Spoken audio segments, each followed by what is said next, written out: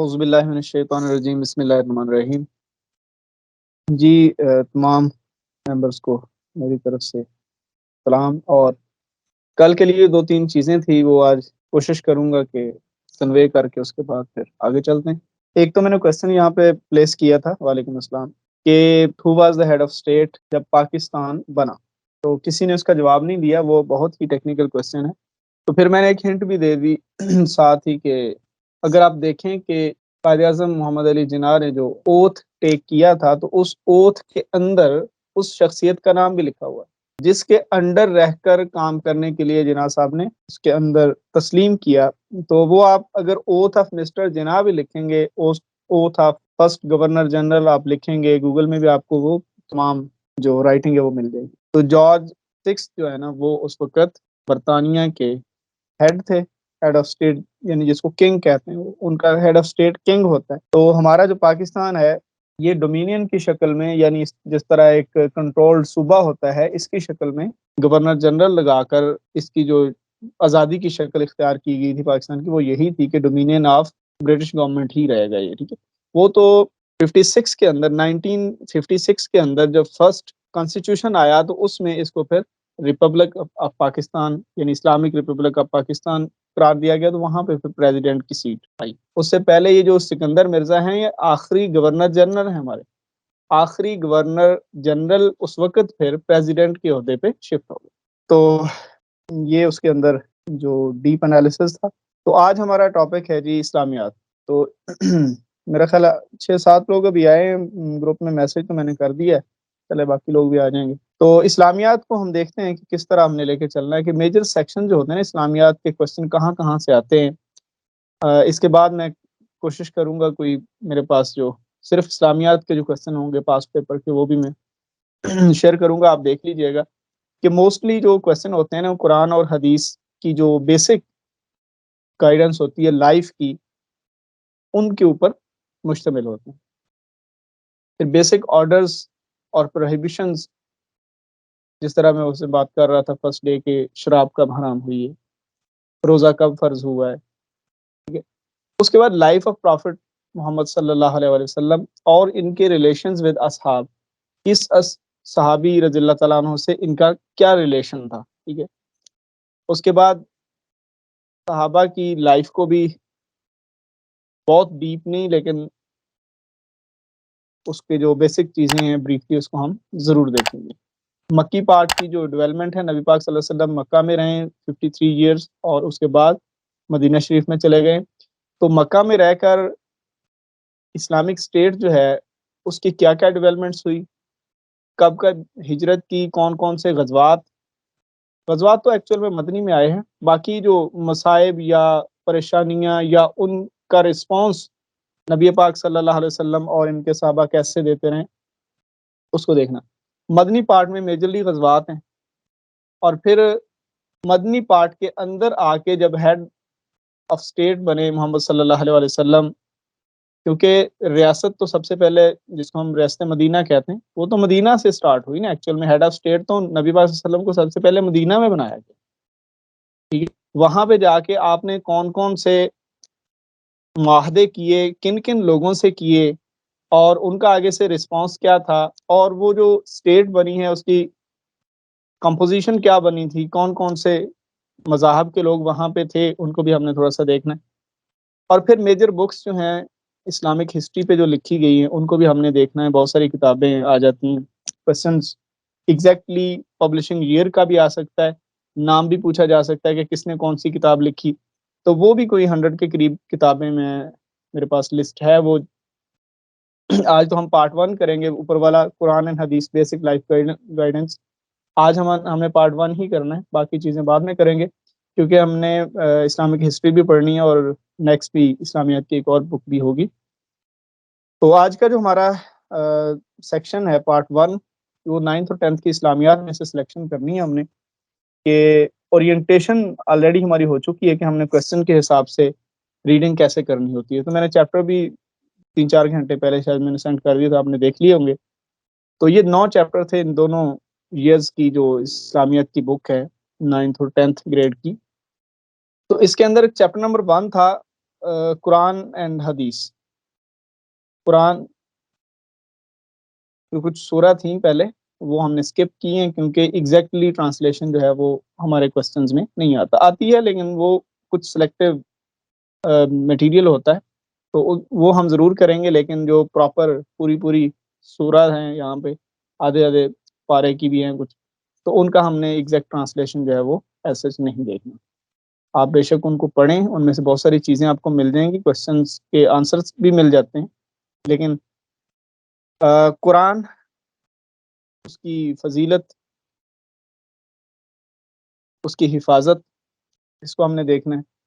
اس کے بعد obedience of Allah and his prophet صلی اللہ علیہ وسلم، چیپٹر نمبر 2 ہے اس کا. پھر ایجوکیشن یعنی علم یا طلب علم کے اوپر بھی ایک چیپٹر ہے. پھر زکوٰۃ ہے، پھر کلینلینس ہے، صفائی جس کو ہم کہتے ہیں طہارت. اس کے بعد صبر اور شکر ہے.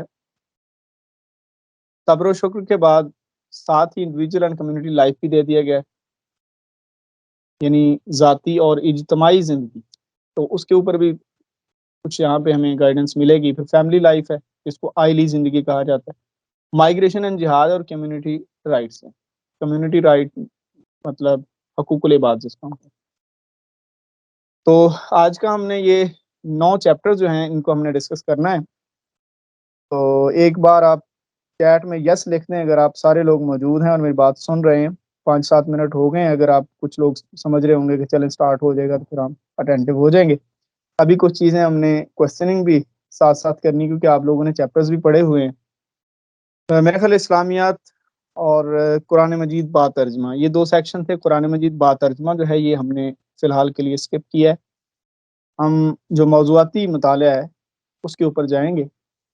اچھا جی، کچھ کوسچن آتے ہیں قرآن مجید کی جو تعارف، تو چلیں سب کو پتہ ہے کہ یہ آخری کتاب ہے الہامی، نبی پاک صلی اللہ علیہ وسلم پر اتری. تو یہاں سے ایک کوسچن ہوتا ہے کہ جی باقی 3 کتابیں جو وہ کس کس پر نازل ہوئی، یہ کوسچن آتے ہیں. تو کون بتائے گا جی؟ یہ میرے پاس دوسرے نمبر پہ سائمہ لکھا ہوا ہے. ہاں جی بیٹا بتائیں جی. 4 کتابیں الہامی جن کو ہم کمپلیٹ سمجھتے ہیں کہ اپنے دور میں مکمل کتابیں آئی ہیں، تو وہ کس کس پہ نازل ہوئی ہیں، اس کے بعد آگے بات سٹارٹ کر لیتے ہیں. اچھا، یہ والی جو آیت ہے نا سورہ مائدہ کی آیت نمبر 48 ہے کہ قرآن مجید کو مہیمن کہا گیا، اور مہیمن کا مطلب بھی آتا ہے. آپ کو آئیڈیا شاید ہوگا جن لوگوں نے پہلے پیپرز دیے ہوئے ہیں کہ مہیمن کا مطلب بھی آتا ہے کہ مہیمن کا مطلب کیا ہے.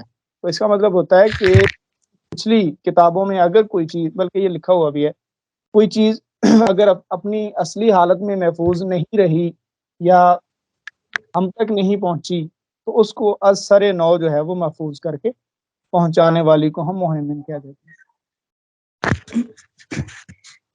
سر انجیل جو ہے وہ حضرت عیسیٰ علیہ السلام پہ نازل ہوئی ہے، اور زبور جو ہے وہ حضرت داؤد علیہ السلام پہ، اور تورات جو ہے وہ حضرت موسیٰ علیہ السلام پہ.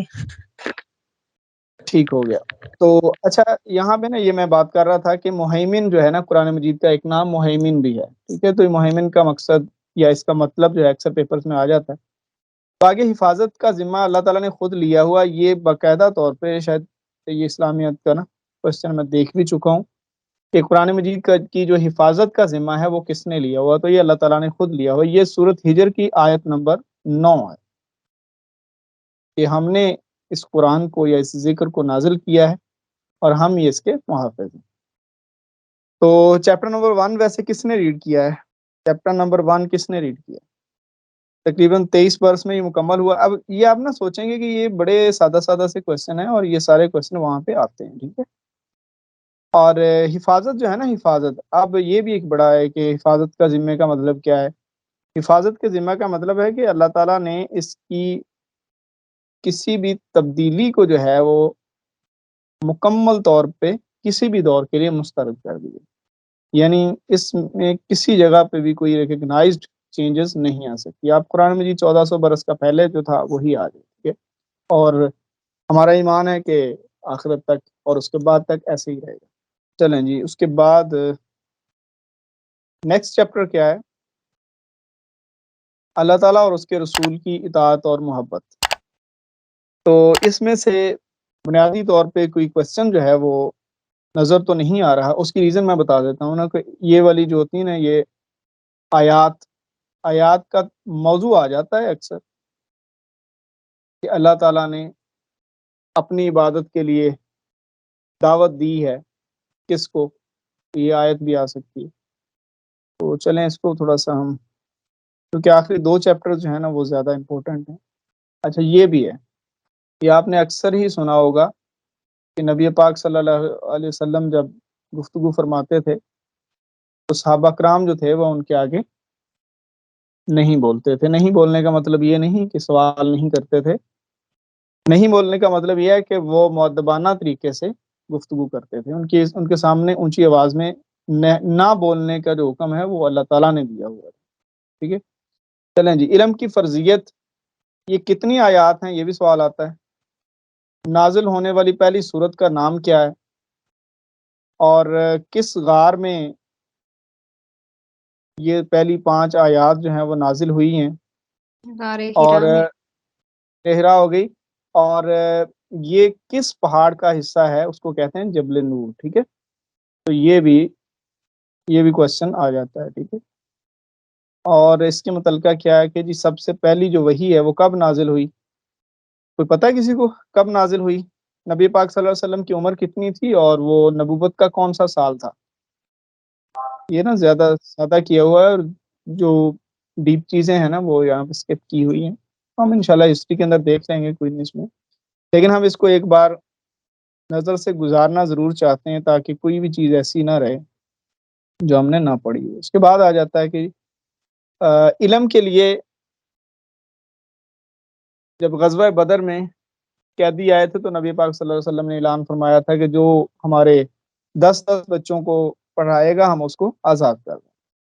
چلیں جی، اب یہ زکوٰۃ کے اوپر کوشچن آتے ہیں. زکوٰۃ کے مصارف کتنے ہیں؟ مصارف کا مطلب ہوتا ہے جس کو زکوٰۃ دی جا سکتی، جو اس کو صرف کر سکتا ہے، اس کو استعمال کر سکتا ہے. تو کتنے مصارف؟ اس کے 8 8 مصارف ہیں. اچھا ایک اور بات ہے کہ یہ زکوٰۃ کے جو مصارف ہیں یہ کس صورت کے اندر بیان کیے گئے ہیں؟ یہ بھی کوشچن آتا ہے. یہ سورت توبہ کے اندر بیان کیے گئے تھے. ٹھیک ہے. تو وہ بھی شاید آگے آیت آ جائے گی. اچھا یہ آ گئی ہے سورت توبہ کی آیت نمبر 60 ہے جس کے اندر 8 مصارف جو ہیں وہ زکوٰۃ کے بیان کیے گئے. یہ 3 کوشچن بن سکتے ہیں کہ کس صورت میں زکوٰۃ کے مصارف بیان کیے گئے اور کتنے مصارف ہیں. ٹھیک ہے. اور آیت نمبر تھوڑی لیس امپورٹنٹ ہے لیکن آ سکتی ہے. چلیں یہ ہیں جی 8 مصارف. یہ نا عربی کے لفظ بھی انہوں نے ساتھ دیے لیکن انہوں نے یہ غارمین کا قرض دار، ابن سبیل، قیدی وغیرہ. ٹھیک ہے. چلیں جی، اس کے بعد ہے کلینلی نیس. اب کلینلی نیس کے لیے ایک یہاں تو لکھا ہوا ہے نا کہ طہارت اور پاکیزگی ایمان کا حصہ ہے. تو غالباً ایک جگہ پہ یہ بھی لکھا ہوا ہوتا تھا کہ طہارت یا پاکیزگی جو ہے وہ نصف ایمان ہے. ٹھیک ہے. یہ آپ نے سنا ہوگا. تو نبی پاک صلی اللہ علیہ وسلم کو بھی اللہ تعالیٰ نے، حالانکہ ہمارے لیے تو یہ سوچنا بھی بہت دور کی بات ہے، لیکن اللہ تعالیٰ نے صفائی کو اتنا امپورٹنٹ سمجھا کہ اب نبی پاک صلی اللہ علیہ وسلم کو بھی اس کا حکم دے دیا. چلیں جی، وضو اور غسل ہے. یہ بھی کوشچن آ سکتا ہے کہ وضو اور غسل کا جو حکم ہے وہ کس کس صورت کے اندر دیا گیا ہے. تو سورۃ مائدہ کے اندر ان دونوں کے لیے احکامات دیے گئے ہیں. سورۃ مائدہ کی آیت نمبر بھی شاید ابھی آ جائے گی. تو وضو کے فرائض کتنے ہیں؟ 4 فرائض ہیں، غسل کے 2 ہیں. وہ دیکھا نا، ابھی غسل کے آ جائیں گے آگے. چلیں جی، یہ دیکھیں مسنون طریقہ ہے کہ باقی چیزیں سنت اور مستحب ہیں. 4 فرض ہو گئے. چہرے کو دھونا ہے آپ نے، کونیوں کو، سر کا مسح کرنا اور ٹخنوں کو پاؤں سمیت دھونا ہے. باقی جو وضو کا مسنون طریقہ ہے نا اس کے اندر ظاہر ہے سنتیں اور مستحب وغیرہ شامل ہو جائیں گے. اب یہاں پہ نہیں لکھا ہوا لیکن جو غسل کے ہیں نا وہ 3 فرائض، وضو کے 4 ہیں. اچھا ایک تو یہ ہو گیا، دوسرا یہ ہو گیا وضو میں سے لے لینا، اور تیسرا ہے جو مکمل جسم پر پانی بہانا. ٹھیک ہے. تو اس کا جو مسنون طریقہ کار ہے وہ مل جائے گا. میرا خیال ہے کہ عام چھوٹی چھوٹی کتابیں جو ہوتی ہیں ان کے اندر بھی اس کا طریقہ کار مکمل لکھا ہوگا. تو یہ غسل کا پورا طریقہ بھی ہے بلکہ یہاں لکھا ہوا ہے، اس کو آپ ریڈ کیا ہوگا جن کا یہ پارٹ تھا. تو ذرا اس کو دیکھ لیتے ہیں کہ جمعہ کے دن غسل کرنا کیا ہوتا ہے. یہ کوشچن آتا بھی ہے. اس کو اوپر آپ نے ریڈ کر لینا ہے. اب میں سب کے جوابات کیا بتاؤں. چلیں ٹھیک ہے جی، نیکسٹ چیپٹر دیکھتے ہیں، صبر و شکر اور ہماری انفرادی زندگی. اچھا، 2-3 چیزیں یہاں پہ آپ نے اور نوٹ کرنی ہے کہ اب دیکھیں نا، زکوٰۃ کی بات ہوئی ہے، اس کے بعد طہارت اور پاکیزگی کی بات ہوئی، تو اس کے اندر وضو اور غسل آ گیا نا. تو یہ بھی پوچھا جائے گا کہ کس سال میں، کس ہجری ایئر میں وضو کا حکم آیا. تو ظاہر صورت کس ہجری میں نازل ہوئی، یہ تو امپورٹنٹ چیز ہے، تو وہاں سے یہ بھی مل جائے گا. اس کے بعد ہے صبر و شکر اور ہماری انفرادی اور اجتماعی زندگی ہے. تو یہاں پہ شکر کے 3 طریقے ہیں.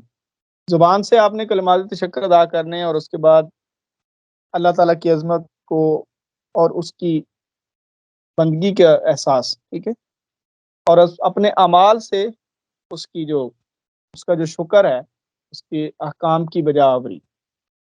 یہ سورہ ابراہیم کی ایک آیت ہے کہ اگر تم شکر کرو گے تو میں تمہیں زیادہ دوں گا. اور اس سے اگلا حصہ یہ ہے کہ وَلَا إِن كَفَرْتُمْ إِنَّ عَذَابِي لَشَدِيدٌ، کہ اگر تم نافرمانی کرو گے تو میرا عذاب بڑا سخت ہے. ٹھیک ہے، یہ دوسرا حصہ ہے سورہ ابراہیم کی اس آیت کا، وہ یہاں پہ نہیں دیا گیا.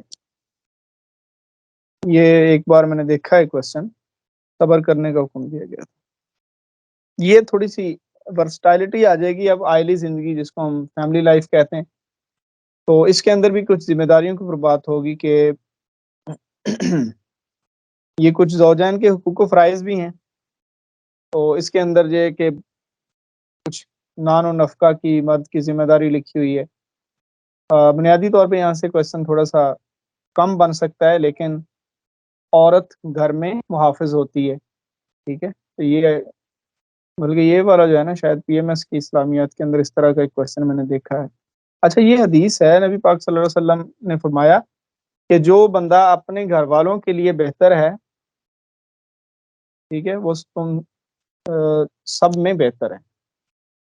یعنی اس کا مطلب یہ سمجھ لیں، نبی پاک صلی اللہ علیہ وسلم نے اپنا بھی فرما دیا نا ساتھ ہی، کہ جو تم میں سے اپنے گھر والوں کے لیے بہتر ہے وہ تم میں سے سب سے بہتر ہے، اور میں اپنے گھر والوں کے لیے تم سے بہتر ہوں. اس کا مطلب یہ ہے کہ وہ جو آج کل ایک ہوتا ہے نا کہ جی مرد جو ہے وہ گھر کے کام کیوں کروائے، یا مرد جو ہے وہ تو بادشاہ ہوتا ہے. تو یہ والا خیر موضوع تو تھوڑا سا اور ہے، لیکن یہ نبی پاک صلی اللہ علیہ وسلم چونکہ ایک مکمل ہدایت کے ساتھ آئے ہوئے تھے، تو انہوں نے یہ اس وقت ہی فرما دیا کہ گھر والوں کے ساتھ اچھا سلوک کرنا یہ ایک بہتری کی علامت ہے.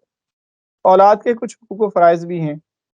اے اہل ایمان، اپنے آپ کو اور اپنے اہل خانہ کو دوزخ سے بچاؤ. یہ بہت بڑی بات ہے کہ انسان جو گھر میں یا کسی بھی جگہ پہ ذمہ دار ہوتا ہے باقی ممبرس کا، تو ان کے اعمال پر بھی اس سے پرسش ہوگی، کیونکہ کچھ چیزیں ایسی ہوتی ہیں ان کا، جس کو ہم گارڈین کہتے ہیں، سرپرست سے گہرا تعلق ہوتا ہے. یہ نیچے 2-4 لائنیں لکھی ہوئی بھی ہیں، ان کو آپ پڑھ سکتے ہیں کہ والدین کی یہ بھی ذمہ داری ہے کہ اپنی اولاد کی اچھی پرورش، تعلیم سے تربیت، اور پھر ان کی ازدواجی زندگی میں ان کے لیے کردار ادا کریں.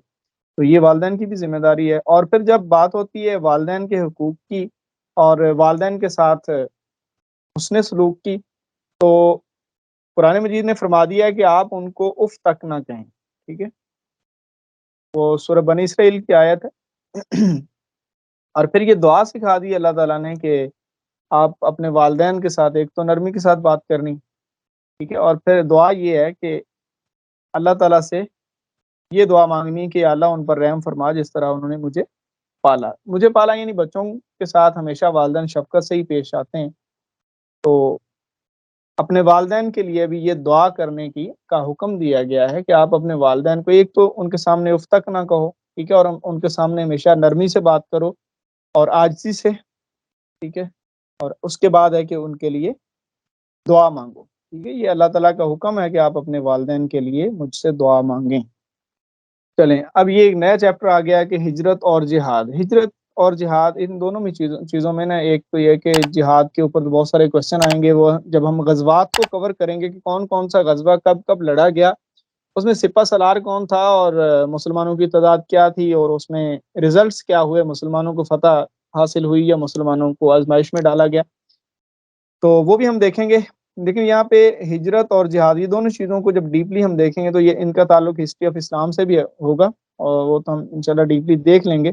تو یہ جہاد اور ہجرت، یہ دونوں جو ہے ان کا اسلامی تاریخ کے ساتھ بہت گہرا تعلق ہے۔ نبی پاک صلی اللہ علیہ وسلم نے ہجرت کی، ایون ملک بدر، ملک ہی شہر اس وقت، یعنی ایسے سمجھ لیں کہ جس طرح آپ ملک ہیں اس وقت وہ شہر ہوتے تھے، مکہ سے اب مدینہ میں ہجرت کی، اور پھر اس سے پہلے جو گروپ وائز ہجرت ہوئی ہے وہ حبشہ میں بھی ہوئی ہے۔ پھر غار ثور میں نبی پاک صلی اللہ علیہ وسلم کو اپنے ان کے اصحاب اور خاندان کے ساتھ 3 سال تک جو ہے وہ قید رکھا گیا۔ تو وہ اس غار کا نام بھی آ سکتا ہے، ہجری سال بھی آ سکتا ہے، اور پھر کب کب کہاں کہاں ہجرت کی، ٹھیک ہے، یہ بھی آ سکتا ہے۔ اور اس کے بعد جب حبشہ میں گئے ہیں تو پہلی بار یا دوسری بار کون کون آگے ہیڈ تھا ہجرت کے کرنے والے ممبرس کا، وہ بھی کوشچن۔ حضرت جعفر طیار جو ہے نا علی رضی اللہ تعالیٰ عنہ کے بھائی ہیں، ان کا نام اکثر کوشچن میں آ جاتا ہے، دوسری ہجرت حبشہ میں شاید وہ ہیڈ تھے۔ اچھا جی، اس کے بعد ہے جہاد۔ تو جہاد بھی فرض ہے جی، جس طرح نماز فرض ہے، تو جہاد کی کچھ ٹرمز اینڈ کنڈیشنز ہیں کہ اسٹیٹ آپ کو اون کر رہی ہو تو پھر جب تک اسٹیٹ نہیں کہتی پھر آپ تب تک جہاد نہیں کر سکتے۔ تو جہاد کا مطلب تو ہوتا ہے جد و جہد کرنا، ٹھیک ہے، جہاد کے معنی ہے کوشش، محنت۔ تو یہ جد و جہد جو ہوتی ہے، اس کا آخری جو معیار ہے وہ یہی ہے کہ انسان اپنی جان تک جو ہے وہ قربان کر دے۔ تو جہاد ایک منظم کوشش کا نام ہے، یہ نہیں کہ آپ پہلے ہی دن کہیں گے جی میں تو جان لوں گا یا جان دوں گا بس۔ تو جہاد جو انسان کا اپنے نفس کے ساتھ ہوتا ہے، یعنی اپنے آپ کو اپنے اللہ تعالیٰ کے مکمل طور پہ تابع کرنا ہے، اس کے لیے آپ کو اپنے نفس سے جتنی بھی جنگ لڑنی پڑے آپ لڑیں، اس کو جہاد اکبر کہا گیا۔ یہ کوشچن بہت امپورٹنٹ ہے، اور یہ اکثر پیپرز میں آ بھی جاتا ہے کہ جہاد اکبر جو ہے وہ کون سا جہاد ہے، ٹھیک ہے۔ تو جہاد اکبر کا مطلب ہے انسان کا اپنی ذات کے ساتھ اس کو برائی سے روکنے کے لیے جو آپ کوشش کرتے ہیں، اپنی ذات کو اللہ تعالیٰ کے مکمل طور پہ تابع کرنے کے لیے جو آپ جد و جہد کرتے ہیں، وہ ہو گیا جہاد اکبر۔ جہاد بالعلم بھی ہوتا ہے، جہاد بالمال بھی ہوتا ہے۔ ٹیکسٹ میسج ایک آیا ہے مجھے، اچھا جی، اگر بک چینج ہو گئی ہے تو کوئی نہیں، ہم اس میں اگر کوئی نئی چیزیں ہوں گی، ہمارا اصل میں مطلب یہ تھا کہ ہمیں کوئی پراپر اچھی کتابیں ریڈنگ کے لیے ملے۔ ہمارا مطلب یہ نہیں تھا کہ ہم نے یہی کرنا ہے، اس کے ساتھ ہم ایڈیشنل مٹیریل اور بھی کریں گے۔ وہ تو ایک گائیڈ لائن تھی کہ ہم جو بکس کریں گے ان میں غلطیاں نہ ہوں اور وہ مستند کتابیں ہوں، تو اس لیے ہم نے ان کا سلیکشن کیا، ادروائز کتابیں تو اور بھی بہت ساری ہیں۔ تو چلیں یہ 4 جہاد کی اقسام بھی دے دی ہیں۔ جہاد بالعلم تو یہ ہے کہ لوگوں کو آپ اچھائی کا راستہ بتائیں اور کوشش کرتے رہیں لوگوں کے لیے، محنت کرتے رہیں لوگوں کو۔ اچھا، سورہ فرقان میں ویسے جہاد بالعلم کو جہاد کبیر کہا گیا ہے۔ جہاد بالمال کیا ہو گیا کہ ایک بندہ ذاتی طور پہ کہیں پہ نہیں جا سکتا تو وہ اپنے مال سے، سورہ کون سی سورہ اس کے اندر،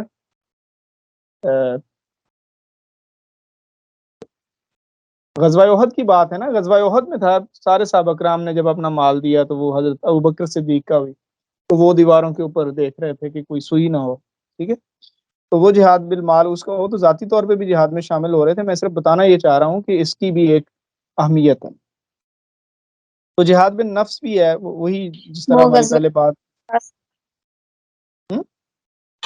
وہ غزوہ تبوک تھا۔ چلیں غالباً غزوہ تبوک کی ہوگا۔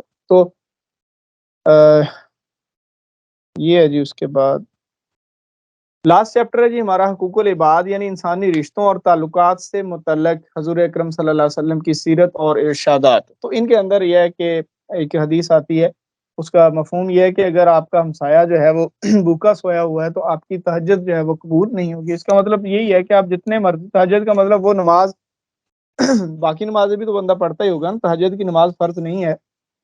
تو پھر اگر ایک بندہ اتنا عبادت گزار ہے لیکن اس کا ہمسایہ جو ہے وہ اس سے خوش نہیں ہے، خوش نہ ہونے کا مطلب اس کو اس کی تکالیف کا اس بندے کو نہیں پتا، تو اللہ تعالیٰ اس کی تہجد جو ہے وہ قبول نہیں کرتا۔ تو یہاں پہ سب سے امپورٹنٹ جو ہے، اس کو میرا خیال ہے کہ ریڈ کرنا زیادہ بہتر ہوگا، جو خطبہ حجۃ الوداع ہے اس کے کچھ پوائنٹس کو دیکھ لیتے ہیں۔ یہ ظاہر نبی پاک صلی اللہ علیہ وسلم نے جب آخری خطبہ دیا تو ان کی 63 برس جو ظاہری زندگی ہے اور جو 23 سالہ قرآن مجید کا الہام ہے، اور اس کے علاوہ انہوں نے جو جد و جہد کی ہے پورے 63 برس 53 برس انہوں نے مکہ میں کوششیں کی، جد و جہد کی، اور 10 سال وہ پھر مدینہ شریف میں آ کے، تو ان ساری چیزوں کا نچوڑ جو ہے وہ اس خطبہ حجۃ الوداع کے اندر آپ یہ اگر سمجھیں تو اس میں اس کے ویسے میں نے ٹاپک وائز بھی اس کا بنایا ہوا ہے کہ حقوق العباد، پھر آپ کا فیملی لائف کے اوپر بھی یہاں پہ بتایا گیا ہوگا۔ تو سب سے پہلے تو یہ ہے کہ برابری، مساوات ہو گئی، ٹھیک ہے۔ مساوات کے بعد کیا ہے کہ آپ نے صاف لفظوں میں فرما دیا ہے کہ کسی گورے کو کالے پر یا کسی کالے کو گورے پر یا عربی کو اجمی پر یا اجمی کو عربی پر کوئی فضیلت نہیں ہے۔ فضیلت کا معیار کیا ہے؟ تقویٰ۔ تو یہ کوشچن بھی ہے کہ جو فضیلت کا معیار ہے وہ کیا ہے، یہ کوشچن بھی آ سکتا ہے۔ تو ہم یہاں پہ ویسے ایک کنسپٹ کے لیے اس کو ریڈ کر رہے ہیں تاکہ ہمارے ذہن میں یہ چیزیں رہیں، اور پھر یہ انسان کی جو تخلیق ہے اس کے اوپر بھی بات کر دی گئی کہ سارے جو ہے وہ آدم کی اولاد ہیں اور آدم کو مٹی سے بنایا گیا ہے، ٹھیک۔ اور اس کے بعد جو بدلہ لینے والی باتیں تھیں، یعنی پہلے دور میں بڑی لمبی لمبی دشمنیاں جو چلتی تھی، نبی پاک صلی اللہ علیہ وسلم نے جو آپ سے پہلے جو چیزیں تھیں ان کو فرما دیا ہے کہ ان کو ختم کر دیا گیا اور سارے انتقام میرے پیروں تلے روندے جا چکے ہیں، ٹھیک ہے۔ یہ دیکھ اچھا، قتل عمد ہوتا ہے کہ جان بوجھ کے قتل کرنا، عمدن ارادتاً قتل کرنا، اس کا قصاص لیا جائے گا۔ قتل غیر عمد جو ہے، غیر ارادی طور پہ جو قتل ہوتا ہے اس میں لاٹھی یا پتھر لگنے سے ہلاک ہو جائے، اس صورت میں 100 اونٹ دیت جو ہے وہ مقرر کر دی گئی۔ یہ اس دور میں 100 اونٹ تھا، یہ میرا خیال ہوتے بھی سرخ اونٹ تھے، یہ زیادہ مہنگے ہوتے تھے۔ تو یہاں پہ کچھ نہیں کہا گیا کہ جی وہ غریب ہوگا تو تھوڑی کر لے، امیر ہوگا تو زیادہ کر لے۔ انسان کی ایک قدر ہے، انسان کی ایک قیمت ہے۔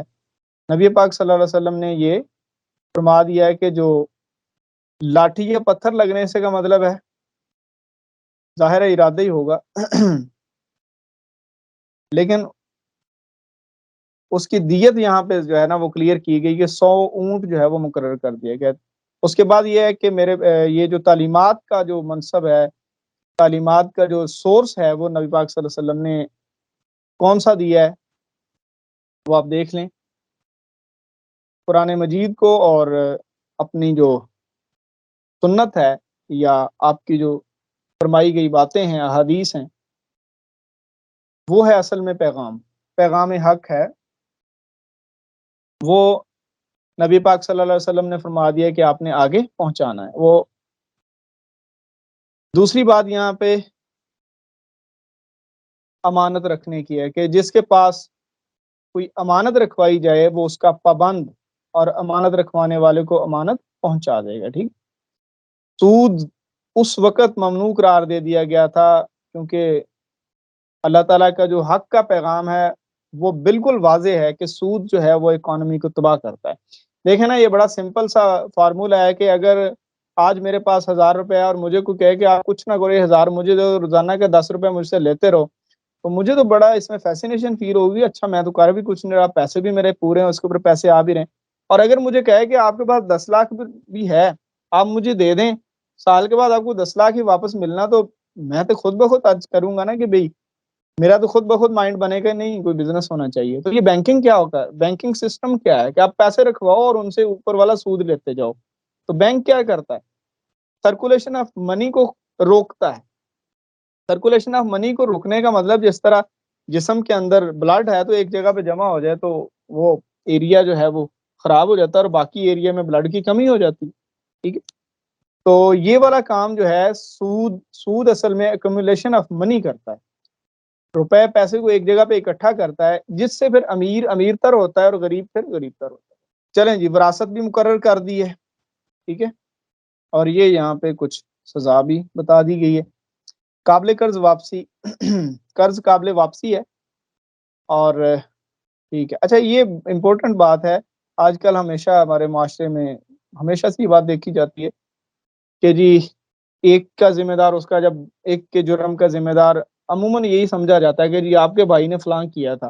بے شک اس کو سزا جو ہے عدالت میں نہیں دی جاتی، لیکن معاشرہ اس کو ذلیل اچھا بھلا کر دیتا ہے کہ جی آپ کے باپ نے یہ کیا تھا، یا باپ سے کہا جاتا ہے آپ کے بیٹے نے یہ کیا۔ حالانکہ اسلام نے واضح طور پہ فرما دیا ہے کہ جو جرم کرتا ہے اصل میں وہ ذمہ دار ہے۔ ایک دوسرے کی جو آپس میں ذمہ داریاں اس کا اللہ نے حساب لینا ہے، معاشرہ تھوڑی اس کے اوپر جج بن کے بیٹھتے۔ اب یہاں سے اب آئلی زندگی سٹارٹ ہو گئی، تمہاری بیویوں پر تمہارے اوپر تمہاری بیویوں کا جو ہے وہ حق ہے۔ اور یہ تھوڑا سا پھر یہ بھی لکھا ہوا ہے، اور یہ بھی لکھا گیا ہے، ہم جو ہے نا ہم چیزوں کو سلیکٹ کر کے جو ہے وہ استعمال کرتے ہیں کہ جی یہ لکھا گیا ہے کہ بیوی کو ڈانٹا جا سکتا ہے۔ اگلی پچھلی والی باتیں نہیں ہم پڑھتے کہ جی ہمارے اوپر ان کا حق ہے، ہم نے ان کو ہر چیز دینی ہے، اور پھر اگلی باتیں بھی ہم نہیں پڑھتے کہ رواج کے مطابق اچھا پہناؤ، ٹھیک ہے، عورتوں کے معاملے میں فراخ دلی سے کام لو۔ یہ نبی پاک صلی اللہ علیہ وسلم کے الفاظ ہیں، وہ ایک طرح سے تمہاری پابند ہیں۔ اس کا مطلب یہ ہے کہ وہ اگر ڈائریکٹلی سارے کام نہیں کر سکتی تو آپ ان کی خواہشات کے مطابق جو رواج ہیں اس وقت کے، ان کے مطابق آپ ان کو سپورٹ کریں۔ اچھا، اس کے بعد ہے جی خواتین کے معاملے میں اللہ سے ڈرتے رہو اور ان سے نیک سلوک کرو، اور کسی عورت کے لیے جائز نہیں کہ وہ اپنے شوہر کا مال اس کی اجازت کے بغیر کسی کو دے۔ تو یہ عورت کو بھی اللہ نے پابند کر دیا۔ تو آخر پہ جی آخری پیرا کہ لوگوں میری بات سنو، مسلمان جو ہے وہ دوسرے مسلمان کا بھائی ہے، ٹھیک ہے، دوسرے کی رضا اور رغبت سے اگر وہ کچھ دے تو لے سکتا ہے، اس کے علاوہ اس کا مال جان جائیداد کوئی چیز دوسرے کے اوپر جائز نہیں ہے۔ بھائی کا مطلب یہ نہیں کہ آپ جو مرضی لوٹ لیں، ٹھیک ہے، مسلمان بھائی دوسرے کو اپنی مرضی سے دے گا تو وہ لے سکتا ہے، ادروائز نہیں لے سکتا۔ تو اپنے نفس پر اور دوسروں پر زیادتی نہ کرو۔ تمہارے غلام، دیکھیں یہ بھی بہت بڑی بات فرما دی گئی کہ غلام جو ہے نا، تمہارے غلام، ان کا خیال رکھو، جو تم کھاؤ ان میں سے ان کو کھلاؤ، جو تم پہنو اسی میں سے ان کو پہناؤ۔ یہ آج کل جو ملازمین سسٹم ہے نا، یہ پرائیویٹائزیشن جو ہو چکی ہے، یہ اس کے لیے بھی ایز اٹ از جو ہے اپلیکیبل ہے کہ آپ اگر اپنے لیے اچھا محسوس کرتے ہیں کہ آپ اچھا کھائیں پئیں، تو آپ کے جو متحد لوگ ہیں ان کو بھی یہ حق دیا جائے۔ تو یہ تھا جی آج کا ہمارا مکمل جو اسلامیات 9th کی اورینٹیشن تھی۔ کچھ کوشچن جو اسلامیات سے ریلیونٹ ہوں گے، جو کوشش میں نے کی ہے کہ انہی چیپٹر سے ریلیونٹ ہوں، وہ میں کچھ دیر میں آپ سے شیئر کر دوں گا۔ یہاں تک آپ کے اگر کچھ سوالات ہیں، یا جو ہم نے نوٹیشن کی ہے یا جو مارکنگ کی ہے درمیان میں، ان میں سے اگر کسی کا کوئی کوشچن ہے تو وہ کائنڈلی پوچھیں۔ اس کا مٹیریل اور یہ والی چیزیں آپ کو مل جائیں گی، اور کوشچن کل جس طرح بنائے تھے اس طرح یہ اتنا جو ہے وہ ڈائریکٹلی ریلیونٹ نہیں ہے۔ اس کی ریڈنگ ہم کر لی ہوگی آپ نے، اور کر بھی لیں گے، تو یہ وقتاً فوقتاً ان چیزوں کی ضرورت پڑتی رہے گی۔ سر وہ زکوٰۃ کے ٹاپک میں نا ایک کوشچن ہے، وہ موسٹلی آ جاتا ہے کہ منکرین زکوٰۃ جو ہے ان کے خلاف جہاد کس صحابہ کرام میں سے کس نے کیا تھا؟ تو یہ بک میں بھی وہ تھا، حضرت یا نہیں سنا، یا وہ مس ہو گیا، بہت بکر صدیق کا تھا نا۔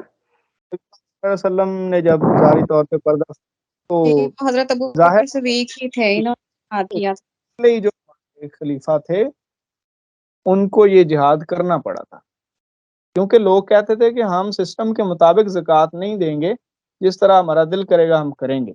تو زکوٰۃ کا مطلب یہ نہیں ہوتا کہ آپ کی مرضی ہے، زکوٰۃ تو ایک سسٹم کے تحت لی جاتی ہے۔ پاکستان میں تو خیر ایسا سسٹم ہی نہیں ہے ابھی تک، تو اللہ تعالیٰ سے دعا ہے کہ کوئی سسٹم ایسا آئے۔ یہاں پہ تو زکوٰۃ 2.5% سمجھی جاتی ہے، عشر کا کسی کو پتہ ہی نہیں ہے، خیرات کا کسی کو پتہ ہی نہیں ہے۔ یہ لوگوں کی 10 20 20 50 مربع زمین ہوتی ہے ان کی، تو ان کو پتہ ہی نہیں ہے کہ عشر بھی کسی چیز کا نام ہے، ان کو پتہ ہی نہیں ہے کہ آج کل آپ کسی گاؤں کو دیکھ لیں تو وہاں کی 20 40 50 مربع زمین ہوتی ہے اور گاؤں والوں میں غریب جو ہیں وہ ادھار مانگ مانگ کے جو گزارا کر رہے ہوتے ہیں. کسی سرزمین پر جو چیز پیدا ہوتی ہے اس پر سب کا حق ہوتا ہے.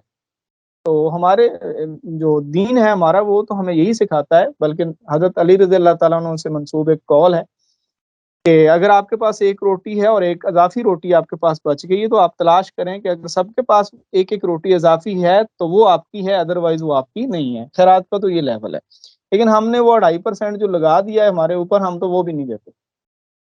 اور بلکہ میں تو آپ نے بھی دیکھا ہوگا کہ یکم رمضان سے ایک دن پہلے جا کے لوگ اماؤنٹ ڈی ایکٹیو کروا رہے ہوتے ہیں، نکال رہے ہوتے ہیں کہ کل کہیں زکوٰۃ ہی نہ کر. تو اللہ تعالیٰ جی ہدایت دے ہمیں اسلامی معاشرہ قائم کرنے کی، ہمارے حکمرانوں کو، ہمارے لوگوں کو، ہمارے ذمہ دار جو پرسنالٹیز ہیں سب کو توفیق عطا فرمائے، اور ہم اپنی زندگی نہ صحیح ہمارے بچوں کی زندگی میں یہ سلطنت جو ہے وہ اسلامی سلطنت بن جائے. تو یہاں تک کوئی کوشچن ہے تو آپ کائنڈلی کریں. اس کے بعد نا ہمارے باقی ٹیچرز بھی یہاں پہ موجود ہیں، تو ان کا تعارف اور ان کے سبجیکٹ کے اورینٹیشن کے لیے میں ان کو ٹیک اوور کروا دوں گا.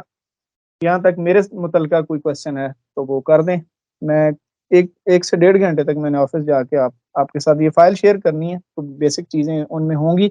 وہ صرف ایک آئیڈیا دینے کے لیے ہوں گی کہ یہ آپ کو شاید لگ رہا ہو کہ بہت بیسک ہے، اور یہ بیسک ہی کوشچن ہوتے ہیں. السلام علیکم سر. سر خطبہ حجت الوداع میں نا ایک کوشچن تھا کہ ہر وارث کی مطلب جائیداد مقرر کی گئی ہے. اس سے اگلا ایک پوائنٹ تھا کہ اس سے زائد وہ ہے جو ہے کسی کو وصیت نہ کرے. اس پوائنٹ کو تھوڑا سا ایکسپلین کر دیں گے آپ؟ مطلب اس سے زیادہ وصیت جائز نہیں، اس کا مطلب وہ یہ کیا ہے؟ جی یہ ہے نا کہ یہ بڑا، چلیں اس کا یہاں سے ہم سٹارٹ کر لیں. ایک تو یہ ہے نا کہ ہر وارث کا جدا گانا حصہ مقرر کر دیا گیا ہے، اس جی لیے اب وارث کے حق میں کوئی وصیت جائز نہیں ہے. یعنی ایک بیٹا تھا جی، اس کے پاس والدہ تھی، 3 بیٹے باہر تھے، 2 بیٹیوں کی شادی کر دی ہوئی، تو وہ اکثر ہوتا ہے نا کہ کوڑی رہندی سی سب کچھ دے گی، تو ایسا نہیں ہو سکتا. یہ جی لکھا گیا ایک سے زیادہ، 1/3. یہ بھی ظاہر ہے ڈسکرپشن میں کہیں نہ کہیں یہ لکھا ہوا ہوگا، یا نبی پاک صلی اللہ علیہ وسلم نے کہیں اور فرمایا ہوگا، تو یہ 1/3 لکھا ہوا ہے.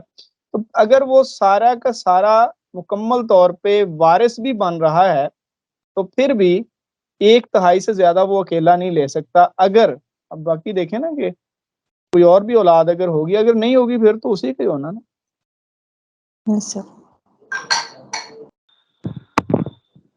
سر اس میں یہ بھی پوائنٹ ہے نا کہ وصیت کبھی کبھار لوگ ڈونیشن کے طور پہ بھی کر دیتے ہیں کہ فلاں چیریٹی کا ادارہ ہے اس کو چلی جائے، فلاں کو چلی جائے. کچھ لوگ کرتے ہیں. تو آپ اپنی کل جائیداد کا 1/3 سے زیادہ وصیت نہیں کر سکتے، چاہے کسی وارث کے حق میں ہے یا ویسے آپ. یہ 1/3 کا یہ مطلب ہے.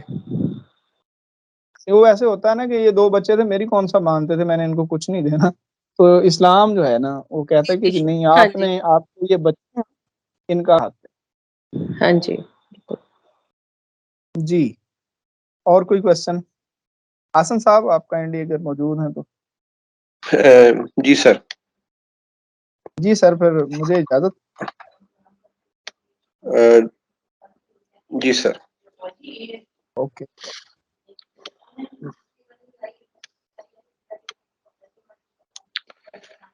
السلام علیکم. ہوپفلی آپ کی اسکرین شیئر ہو رہی ہوگی. سو اس بیسک جسٹ اورینٹیشن. آپ کے جو سلیبس میں ہے وہ جی کے کہیں آگے جا کے ہے، لیکن it's still just an orientation کہ ہم جو جی کے میں میتھ کا پورشن کریں گے. جیسے کل ایک نے کوشچن پوچھا تھا بایولوجی کے لحاظ سے، تو اسی طرح یہاں پہ پوری میتھمیٹکس نہیں ہے جو جی کے لیے امپورٹنٹ ہے. صرف کچھ پرٹیکولر ٹاپکس ہیں جن کو وہ ہیئر اینڈ دیئر کر کے ڈفرینٹ جی کے کوشچن میں وہ یوز کروا رہا ہوتا ہے. So it doesn't mean full mathematics from 6 onward to inter second part.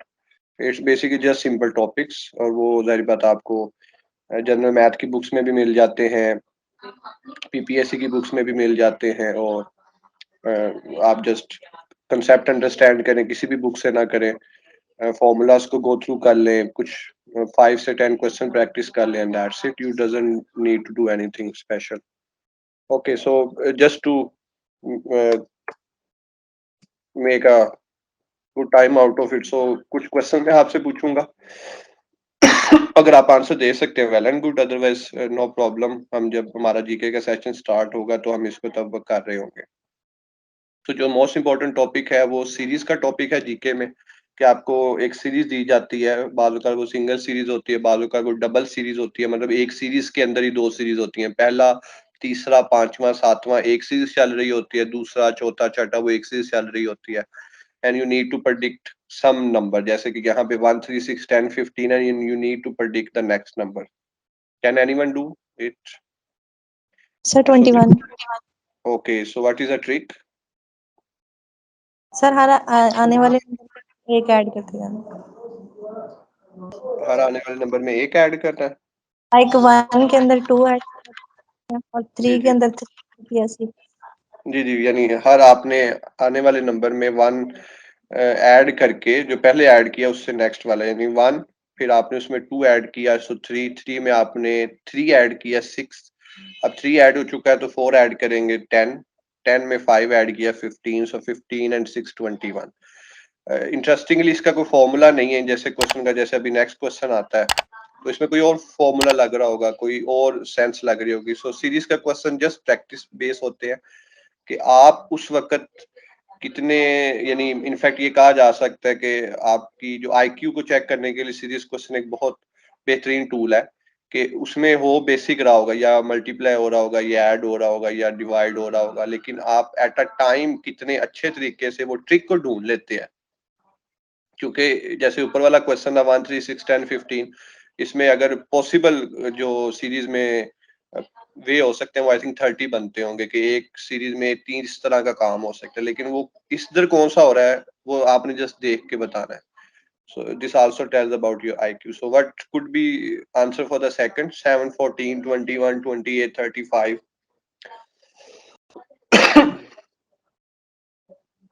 So 42. 42. So it's a simple table of 7, or one can say it's a series having a difference of 7 on alternate terms. 7, پھر 7 14, پھر 7, پھر 21 28 یا 7 کا table. تو یہ simple ہے, لیکن اگر وہ ٹرک نہیں ڈھونڈ پا رہے سو نو ون نوز کہ وہ کیا ہوگا. Okay, what about this JFMAMJ؟ یہاں پہ کوئی میتھ نہیں ہے. اب جیسے میں اگر دیکھوں گا مجھے کیا نظر آ رہا ہے کہ JFMAMJ, کہ ادھر اگر اے کو میں سینٹر میں لوں تو اس کے ادھر بھی ایم ہے, ادھر بھی ایم ہے, ادھر جے ہے لیکن ادھر ایف ہے, سو ادھر جے ہے سو مے بی ادھر ایف ہو سکتا ہے. یعنی gas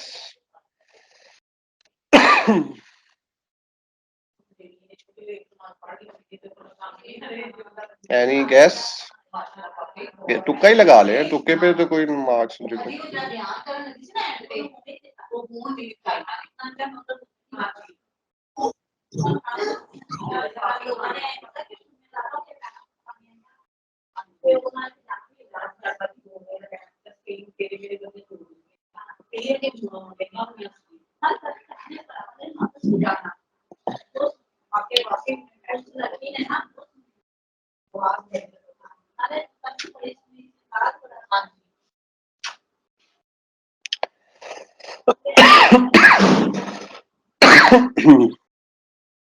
okay, let me answer it. جی جی, ایف آئے گا I think. Okay, let me, یہاں پہ جے آئے گا. So it's basically J for January, F for February, M for March, A for April, M for May, J for June, and then J for July. So isn't it a series? تو یہ ایک famous series ہے. ہم in fact ہم سب کو یاد ہے, ہمیں نرسری پریپ میں یہ یاد کروا دیا جاتا ہے اور پھر ہم اسے ریٹرن میں اگلی کلاسز میں پڑھتے ہیں. So it's a series and it could be اینی تھنگ. سو اب انگلش میں آئے تو اتنی سیریز پاسبل نہیں ہے, جیسے کہ آپ موسٹ پروبیبلی آپ یہ گیس کر سکتے ہیں کہ یہ کیا ہے, یعنی MTWTFS, اس کے بعد کیا آئے گا؟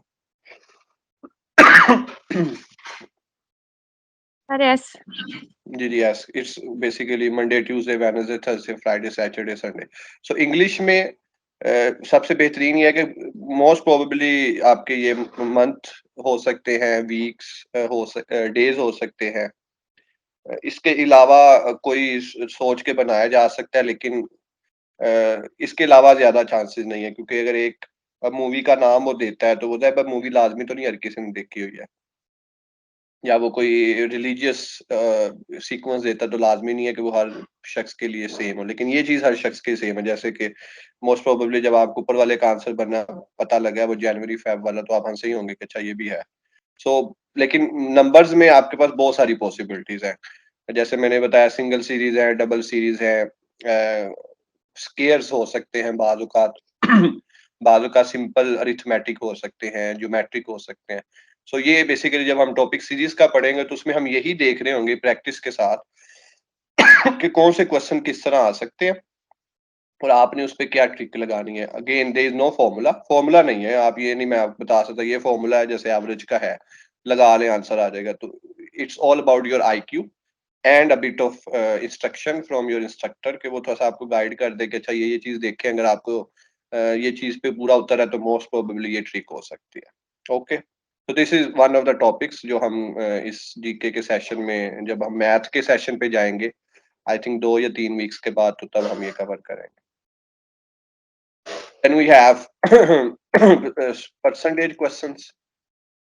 یہ ہمارا ٹاپک 2 ہوگا یا کسی ایک ٹاپک میں ہی مرج ہو جائے گا کہ آپ کسی نمبر کا پرسنٹیج کیسے نکال سکتے ہیں. جیسے کہ یہ کچھ فیمس کوسچن ہیں، فیمس کوسچن مطلب ڈیلی لائف کے، کہ اگر میری پہلی سیلری یا آپ کی پہلی سیلری یہ تیاری کے بعد آپ ٹیسٹ دیں گے انشاءاللہ کلیئر ہوگا، آپ انٹرویو دیں گے اور آپ کی فرسٹ سیلری ریسپوز 80,000 ہے اور آپ نے عمرہ پرفارم کرنا ہے فرام یور فرسٹ سیلری یا فرسٹ ایئر، تو آپ 20% سیو کرتے ہیں کہ میں اچھا 20% ہر منتھ سیو کر سکتا ہوں. تو 1 سال کے بعد کیا آپ اتنی اماؤنٹ سیو کر سکیں گے جو کہ عمرے کے لیے لیس ضروری ہے فار 1% 2 لاکھ اراؤنڈ. تو آپ 80,000 کا 20% کیسے نکال لیں گے؟ وہ بیسیکلی آئے گا 16,000 اور اس کو پھر آپ 12 سے ملٹیپلائی کر کے کینولس دیکھ سکتے ہیں. تو پرسنٹیج کیسے نکالنی ہے یہ بیسیکلی ہم اس ٹاپک میں دیکھیں گے. ایک چیئر ہے جس کی پرائس 2500 ہے لیکن ساتھ لکھا ہوا 10% ڈسکاؤنٹ، اور آپ پوچھتے ہیں اچھا یہ کتنے کی دیں گے، تو وہ کہے گا آپ نے جی کے کا سیشن نہیں پڑھا، آپ خود نکال لیں 2500 کا 10%. تو 2500 کا 10% 250 آئے گا، جس کو آپ 2500 سے مائنس کریں گے تو 2250 ول بی دا پرائز. تو آپ شوز لیتے ہیں، آپ شاپنگ کرتے ہیں، یہ تو اب ایک روٹین بن گئی ہے نا کہ سائیکولوجیکل مارکیٹنگ کہ آپ ایک چیز اگر 500 کی ہے اس کی 1000 لکھ کے وہاں پہ 50% ڈسکاؤنٹ لگا دیں. یہ پرسنٹیج ڈسکاؤنٹ تو ہر جگہ ہے. اگر آپ وہ سیلف کیلکولیٹ کرنا چاہتے ہیں تو وہ ایزیلی آپ کیلکولیٹ کر سکیں گے next time around. A dozen of X doesn't mean 12X was sold for 200. This figure includes a profit of 20%. Find the cost before the discount. So this is the toughest thing they can do in an exam. کہ وہ کہیں گے جناب یہ قیمت ہے اور یہ ڈسکاؤنٹ کے بعد ہے، ڈسکاؤنٹ کے پہلے کی قیمت بتائیں. مطلب ایک تو اوپر والا کوشچن ہے نا کہ آپ کو قیمت دے دی گئی اور ڈسکاؤنٹ دے دیا کہ آپ ڈسکاؤنٹ نکال کے مائنس کر دیں آنسر آ جائے گا. بٹ واٹ اف آپ کو یہ کہہ دیا جائے کہ اس کی قیمت ہے 2400 آفٹر ڈسکاؤنٹ آف 25%، اور آپ کہیں گی میں نے ڈسکاؤنٹ کے بغیر لینی ہے، میں نے ڈسکاؤنٹ نہیں لینا، تو آپ کو اصل قیمت معلوم کرنی پڑے گی. تو اصل قیمت آپ معلوم کرنے کے لیے آپ کو ایک فارمولا بتایا جائے گا، آپ ڈائریکٹ بھی کر سکتے ہیں، تو وہ آپ کو بیسیکلی ہیلپ کرے گا. Again percentage. So these all 3 questions are basically percentage questions and it deal with how to deal with different scenarios. تو یہ ہمارا ایک ٹاپک ہوگا جو زیبا میں ابھی آنسر تو نہیں بتا رہا کیونکہ سولو ہوں گے، لیکن ایک آپ کو آئیڈیا دے رہا ہوں کہ ہم بیسیکلی جو چیزیں کر رہے ہوں گے وہ نہ صرف جی کے میں ہیلپ کریں گی بلکہ آپ کو ڈیلی لائف میں بھی ہیلپ کریں گے. And we have the concept of averages. تو جیسے ایک کوشچن کیا ہوا ہے کہ اگر ایک کلاس میں 160 بوائز ہیں، ایک کلاس میں خیر تو نہیں ہوں گے، یہ ایک ہم پورے اسکول کو لگا سکتے ہیں. ایک اسکول میں 160 گرلز ہیں، 40 بوائز ہیں اور انٹرسٹنگلی 100 ٹیچرز ہیں، تو ایوریج کیا ہے؟ تو ایوریج 100 ہے. سمپلی یو سم اپ آل اور نمبر آف ٹرمز پہ آپ ڈیوائڈ کر دیں گے تو وہاں سے آپ کو ایوریج آ جائے گی. تو how this works in daily life, اگر آپ کوئی امیجن کریں کہ آپ میں سے کوئی ایک شاپ رن کر رہا ہے، تو بعض اوقات جب کسٹمر آتا ہے اور وہ ایک سے زیادہ چیزیں بائی کرتا ہے تو بعض اوقات آپ انڈیویجول چیز پہ لاس پہ بھی بیچ رہے ہوتے ہیں. فار ایگزامپل میں 10 شوز لے کے آیا, کسی کی قیمت 600 ہے, کسی کی قیمت 500 ہے, کسی کی قیمت 1000 1100 ہے, کسی کی قیمت 200 بھی ہے. سو ایوریج پرائز میرے لیے ہر شوز کی 500 ہے.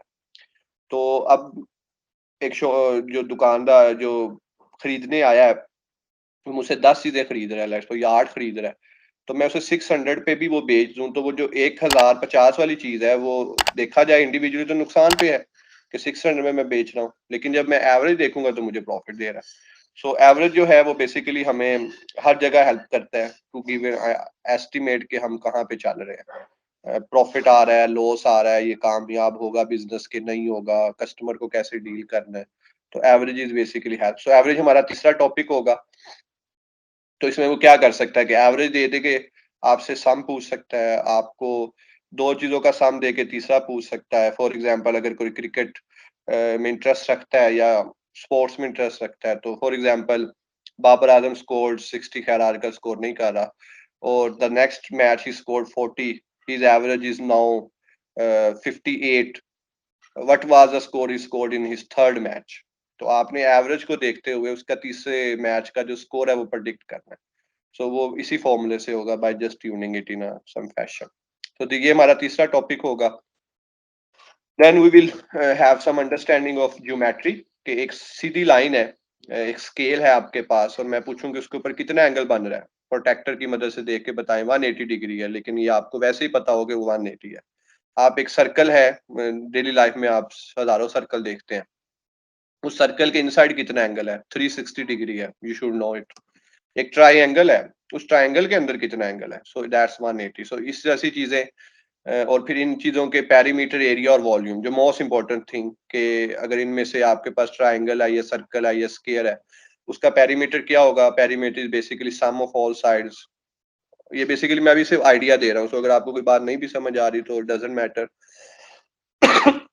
ایریا کس طرح نکالتے ہیں اور والیوم کس طرح نکالتے ہیں, فارمولا. انفیکٹ پی پی ایس سی بعض اوقات تو صرف فارمولا ہی پوچھ لیتی ہے کہ ایک کیوبائڈ کے والیوم کا فارمولا بتا دیں. نیچے 4 آپشن ہوں گے, آپ نے فارمولا گیس کرنا ہوگا. ان سم کیسز وہ آپ کو کوئی ویلیو دے کے آپ کو کہے گا اسے ڈیٹرمائن کر لیں, کیلکولیٹ کر لیں وداؤٹ کیلکولیٹر, تو وہ آپ کر سکتے ہیں. تو آپ کو ان چیزوں کا آئیڈیا ہوگا تو وہ ایزیلی آپ کر سکتے ہیں. سو ہمارا جو 4تھ ٹاپک ہے وہ جیومیٹری ہے. اسی جیومیٹری کے اندر پیتھاگورس تھیورم آ جاتا ہے. اگر آپ نے کہیں نام سنا ہو پہلے 9th 10th میں, تو یہ بیسیکلی رائٹ ٹرائنگل پرابلمس کو سولو کرنے کے لیے استعمال کیا جاتا ہے, کہ اگر آپ کو 2 سائڈ دی جائیں تیسری سائڈ کا پوچھا جائے تو یہ بڑے آسان سا کوشچن بن جاتا ہے. Okay, so that's it. سو یہ ایک بیسیکلی 1 2 3 4 اور ایک اس میں ٹاپک ہوگا ریشو کا 5. سو 5 سے 6 ٹاپکس ہیں مور اور لیس, جو کہ آپ کو جی کے میں میتھ میں ہیلپ کر سکتے ہیں. اگر آپ میں سے کسی کا میتھمیٹیکل بیک گراؤنڈ ہو تو وہاں پہ derivative, integration, find the distance between these two, اس طرح کی چیزیں نہیں آئیں گی اگر انہیں میتھ کا کوئی بیک گراؤنڈ رکھنے والا ہے. تو وہاں پہ بیسیکلی ایزی سٹف آتا ہے, اور ایزی سٹف جو ہے وہ آپ کو بتا دیا جائے گا, ٹیسٹ لے لیے جائیں گے, کروا دیا جائے گا. سو ہوپ فلی وہ پھر آپ کسی بھی طرح کا ٹیسٹ دے رہے ہیں, either in educators or PPSC or in any other domain, تو آپ ہوپ فلی ان کو ایزیلی ٹیکل کر سکتے ہیں. اور میتھ کے لیے سمپل رول یہی ہے, the more you practice the more you learn. So جب آپ یہ کر رہے ہوں گے تو تبھی میں یہی ایڈوائز کروں گا ابھی بھی کہ پریکٹس کریں. کوشچن کچھ میں دوں گا وہ کریں. نیٹ پہ آپ کو 1,01,111 کوشچن مل سکتے ہیں ایک ٹاپک پہ, تو ان میں سے آپ 10 بھی کر لیں گے تو وہ بھی آپ کے لیے ایک اچھا ہوگا. Okay, so that's it from my side, or I think that's it from the class as well. میرے خیال سے ریاض صاحب چلے گئے. Hopefully یہی تھا آج آپ کا کام. Okay, is it anything you'd like to ask about math? Otherwise we could call it a day.